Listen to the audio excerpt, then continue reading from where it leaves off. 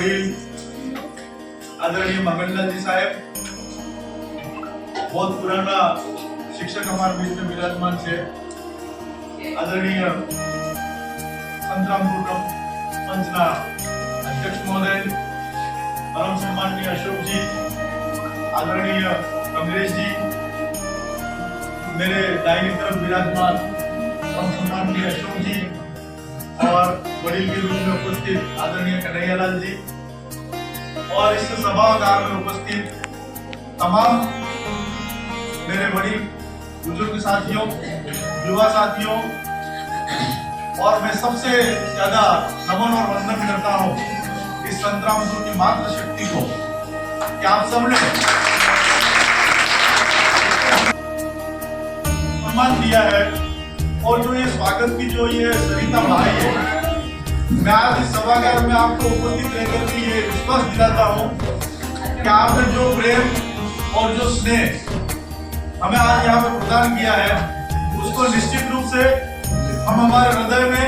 हमारे हृदय के अंतरतम गहराई तक हम उसको सजाए हुए रखेंगे और आपकी इस प्रेम को सर माथे पर बैठा करके रखेंगे।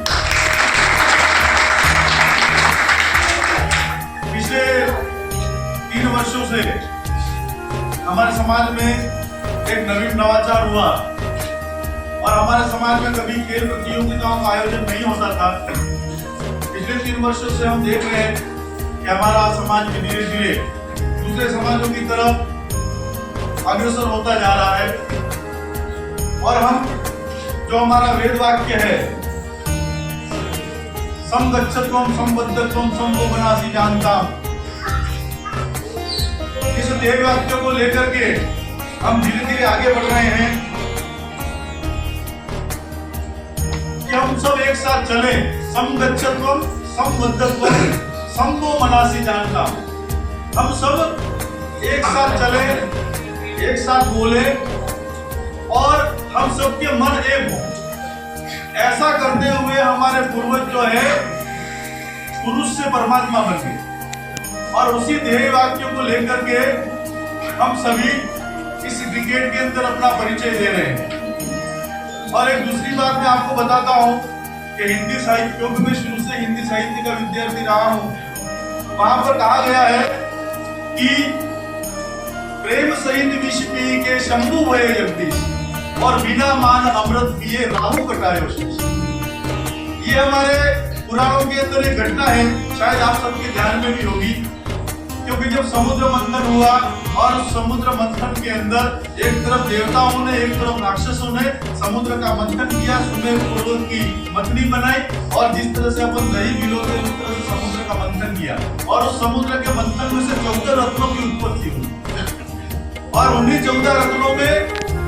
उच्चैश्रवा घोड़ा था, ऐरावत हाथी था, लक्ष्मी थी, धन्वंतरी के देवता पैदा हुए थे और इस प्रकार से 14 रत्न पैदा हुए थे। और उन 14 रत्नों में से एक रत्न पैदा हुआ था और वो था अमृत। और अमृत जो है कल्याणकारी है, कल्याण करने वाला। लेकिन उस अमृत को प्राप्त करने के लिए देवता और दानवों दोनों के अंदर युद्ध हुआ। दोनों कहने लगे कि ये अमृत कलश हमारा है, देवता कहने लगे हमारा है और राक्षस कहने लगे हमारा है।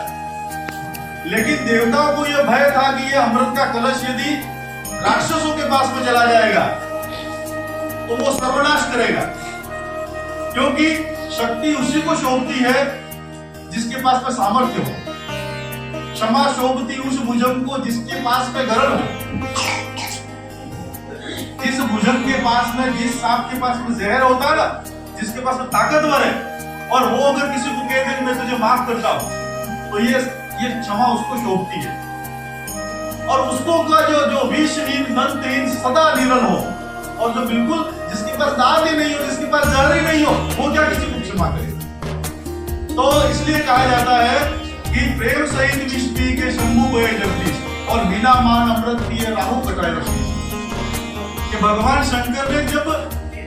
जहर भी निकला और अमृत भी निकला, अमृत की